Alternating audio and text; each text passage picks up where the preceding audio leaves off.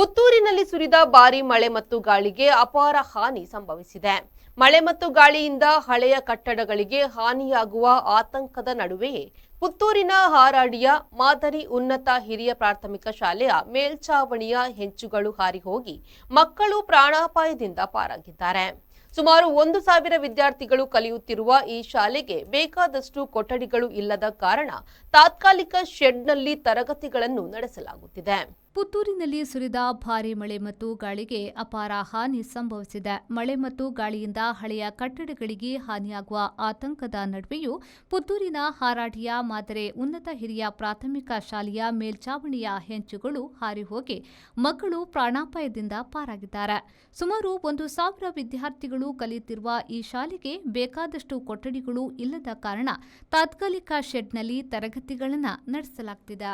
ದಕ್ಷಿಣ ಕನ್ನಡ ಜಿಲ್ಲೆಯಾದ್ಯಂತ ಮಳೆ ಚುರುಕು ಪಡೆದುಕೊಂಡಿದೆ. ಮಳೆಯ ಜೊತೆಗೆ ಈ ಬಾರಿ ಗಾಳಿಯು ಬೀಸಲಾರಂಭಿಸಿರುವುದು ಜಿಲ್ಲೆಯ ಜನರ ಆತಂಕಕ್ಕೆ ಕಾರಣವಾಗಿದೆ. ಮಳೆಯ ಸಂದರ್ಭದಲ್ಲಿ ಜಿಲ್ಲೆಯ ಹಲವೆಡೆ ಇರುವಂತಹ ಅಪಾಯಕಾರಿ ಕಟ್ಟಡ ಮತ್ತು ಹಳೆ ಕಟ್ಟಡಗಳ ಬಗ್ಗೆ ಜಿಲ್ಲಾಡಳಿತ ಈಗಾಗಲೇ ಸುರಕ್ಷತೆಯ ಕ್ರಮಗಳನ್ನು ತೆಗೆದುಕೊಂಡಿದ್ದರೂ ಅವಘಡಗಳು ಮಾತ್ರ ಸಂಭವಿಸುತ್ತಲೇ ಇವೆ. ಇದೇ ರೀತಿಯ ಹಳೆಯ ಕಟ್ಟಡದಲ್ಲಿ ಕಾರ್ಯಾಚರಿಸುತ್ತಿರುವ ಪುತ್ತೂರಿನ ಹಾರಾಡಿಯ ಮಾದರಿ ಉನ್ನತ ಹಿರಿಯ ಪ್ರಾಥಮಿಕ ಶಾಲೆಯ ಮೇಲ್ಛಾವಣಿಗೆ ಹಾಕಲಾಗಿದ್ದ ಹೆಂಚು ಗಾಳಿಗೆ ಹಾರಿ ಹೋಗಿದೆ. ಮಕ್ಕಳು ತರಗತಿಯಲ್ಲಿ ಇರುವ ಸಮಯದಲ್ಲಿ ಈ ಘಟನೆ ನಡೆದಿದ್ದು ಕೊಂಚದರಲ್ಲೇ ಭಾರೀ ಅನಾಹುತವೊಂದು ತಪ್ಪಿದೆ. ಈ ಶಾಲೆಯಲ್ಲಿ ಸುಮಾರು 1,000ದಷ್ಟು ಮಕ್ಕಳು ವ್ಯಾಸಂಗವನ್ನ ಮಾಡುತ್ತಿದ್ದು ಶಾಲೆಯ ಮಕ್ಕಳಿಗೆ ಬೇಕಾದಷ್ಟು ಕೊಠಡಿಗಳಿಲ್ಲ. ಕೊಠಡಿಗಳನ್ನು ನಿರ್ಮಿಸಿಕೊಡುವಂತೆ ಹಲವು ಬಾರಿ ಮನವಿ ಮಾಡಿದ್ರೂ ಭರವಸೆಯೊಂದು ಬಿಟ್ಟು ಬೇರೇನೂ ಸಿಕ್ಕಿಲ್ಲ. ಮಕ್ಕಳಿಗೆ ತರಗತಿ ಕೊಠಡಿಯ ಅನಿವಾರ್ಯತೆಯನ್ನ ಮನಗಂಡು ಕಟ್ಟಡದಲ್ಲಿದ್ದ ಖಾಲಿ ಜಾಗವೊಂದಕ್ಕೆ ಮೇಲ್ಛಾವಣಿ ನಿರ್ಮಿಸಿ ತಾತ್ಕಾಲಿಕ ಕೊಠಡಿಯನ್ನ ಮಾಡಲಾಗಿದ್ದು ಕೊಠಡಿಯ ಮೇಲ್ಛಾವಣಿ ಹಲವು ಹೆಂಚುಗಳು ಗಾಳಿಗೆ ಹಾರಿದ ತಕ್ಷಣವೇ ಮಕ್ಕಳನ್ನ ಅಪಾಯಕಾರಿ ಕೊಠಡಿಯಿಂದ ಹೊರಗೆ ಕಳುಹಿಸಿ ದೊಡ್ಡ ಅನಾಹುತವನ್ನ ಶಿಕ್ಷಕರು ತಪ್ಪಿಸಿದ್ದಾರೆ. ಅಲ್ಲದೆ ಶಾಲೆಯ ಆವರಣಗೋಡೆಯು ಸಂಪೂರ್ಣ ಕುಸಿದು ಬಿದ್ದಿದ್ದು ಇನ್ನು ಉಳಿದ ಆವರಣಗೋಡೆ ಕುಸಿದು ಬೀಳುವ ಕೌಂಟ್ಡೌನ್ನಲ್ಲಿದೆ.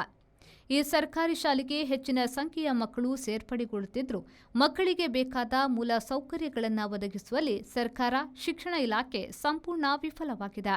ಅಲ್ಲದೆ ಶಾಲೆಯ ಮಕ್ಕಳ ತಲೆಗೆ ತಾಗುವಷ್ಟು ಎತ್ತರದಲ್ಲಿ ಅಪಾಯಕಾರಿ ವಿದ್ಯುತ್ ತಂತಿಗಳು ಸಾಗುತ್ತಿದ್ದು ಮಕ್ಕಳ ಸುರಕ್ಷತೆಯ ಪ್ರಶ್ನೆ ಉದ್ಭವಿಸುವಂತೆಯೂ ಮಾಡಿದೆ. ಮಕ್ಕಳ ಸುರಕ್ಷತೆಯ ದೃಷ್ಟಿಯಿಂದ ಎಷ್ಟು ಕಾಳಜಿ ವಹಿಸಿದ್ರೂ ಕಡಿಮೆ ಎನ್ನುವ ಈ ಕಾಲದಲ್ಲಿ ಇಂತಹ ನಿರ್ಲಕ್ಷ್ಯದ ವ್ಯವಸ್ಥೆಯನ್ನ ಸುಧಾರಿಸುವತ್ತ ಸರ್ಕಾರ, ಜನಪ್ರತಿನಿಧಿಗಳು ಗಮನಿಸಬೇಕಾಗಿದೆ. ಸರ್ಕಾರಿ ಉನ್ನತೀಕರಿಸಿ ಹಿರಿಯ ಪ್ರಾಥಮಿಕ ಶಾಲೆ ಹಾರಾಡಿ ಇಲ್ಲಿಯ ಶಾಲಾಭಿವೃದ್ಧಿ ಸಮಿತಿ ಸದಸ್ಯನಾಗಿದ್ದೇನೆ. ಕಳೆದ ಕೆಲವೊಂದು ದಿನಗಳಿಂದ ಮಳೆಯೊಂದಿಗೆ ಗಾಳಿಯು ಬಂದು ಬಹಳಷ್ಟು ಅನಾಹುತ ಅವಾಂತರಗಳಾಗಿದೆ. ನಮ್ಮ ಶಾಲೆಯಲ್ಲಿ ಕೂಡ ಶಾಲೆಯ ಕಾಂಪೌಂಡ್ ಇರ್ಬೋದು, ಪ್ರತಿದಿನ ಸ್ವಲ್ಪ ಸ್ವಲ್ಪ ಅಂತ ತಿಳ್ಕೊಂಡು ಕುಸಿತ ಇದೆ. ಈಗ ಸಂಪೂರ್ಣ ಆ ಕಾಂಪೌಂಡು ಕುಸಿತ ಆಗಿದೆ. ಅದೇ ರೀತಿಯಲ್ಲಿ ಮೇಲೆ ನಿನ್ನೆ ಮಧ್ಯಾಹ್ನ 1.5 ಗಂಟೆ ಅಂದಾಜಿಗೆ ಗಾಳಿ ಮಳೆ ಬಂತು. ಆ ಗಾಳಿಗೆ ಮೇಲೆ ಒಂದು 5ನೇ ಕ್ಲಾಸಲ್ಲಿ ತರಗತಿ ನಡೀತಾ ಇರಬೇಕಾದ್ರೆ ವಿಪರೀತ ಗಾಳಿ ಬಂದು ಹಂಚಿನ ಮಾಡು 2-3 ಸಲ ಹಂಚು ಹಾರಿಯುವುದಾಯಿತು. ಅದೃಷ್ಟವಶಾತ್ ಯಾವುದೇ ಮಕ್ಕಳಿಗೆ ಪ್ರಾಣಾಪಾಯಗಳು ಯಾವುದೇ ನಡೆಯದೆ ತಕ್ಷಣ ಅದಕ್ಕೆ ಸಂಬಂಧಪಟ್ಟ ಶಿಕ್ಷಕರು, ಮುಖ್ಯ ಗುರುಗಳೆಲ್ಲ ಸೇರಿ ಆ ಮಕ್ಕಳನ್ನು ಬೇರೆಡೆಗೆ ತಕ್ಷಣ ಸ್ಥಳಾಂತರಿಸಿದ್ದಾರೆ.